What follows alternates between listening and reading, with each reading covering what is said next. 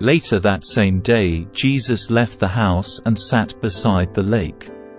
A large crowd soon gathered around him, so he got into a boat. Then he sat there and taught as the people stood on the shore. He told many stories in the form of parables, such as this one. Listen. A farmer went out to plant some seeds. As he scattered them across his field, some seeds fell on a footpath, and the birds came and ate them. Other seeds fell on shallow soil with underlying rock. The seeds sprouted quickly because the soil was shallow. But the plants soon wilted under the hot sun, and since they didn't have deep roots, they died. Other seeds fell among thorns that grew up and choked out the tender plants. Still, other seeds fell on fertile soil, and they produced a crop that was 30, 60, and even 100 times as much as had been planted. Anyone with ears to hear should listen and understand. His disciples came and asked him, "Why do you use parables when you talk to the people?" He replied, "You are permitted to understand the secrets of the kingdom of heaven, but others are not. To those who listen to my teaching, more understanding will be given, and they will have an abundance of knowledge. But for those who are not listening, even what little understanding they have will be taken away from them.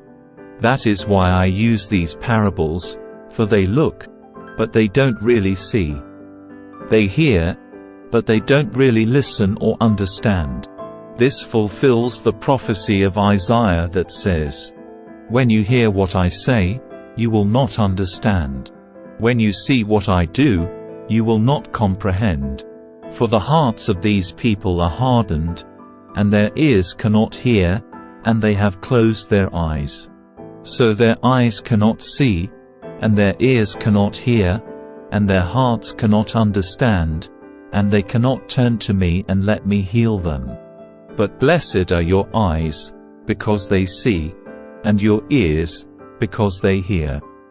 I tell you the truth, many prophets and righteous people longed to see what you see, but they didn't see it. And they longed to hear what you hear, but they didn't hear it." Now listen to the explanation of the parable about the farmer planting seeds.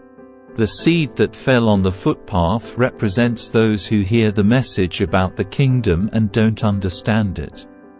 Then the evil one comes and snatches away the seed that was planted in their hearts. The seed on the rocky soil represents those who hear the message and immediately receive it with joy. But since they don't have deep roots, they don't last long. They fall away as soon as they have problems or are persecuted for believing God's word.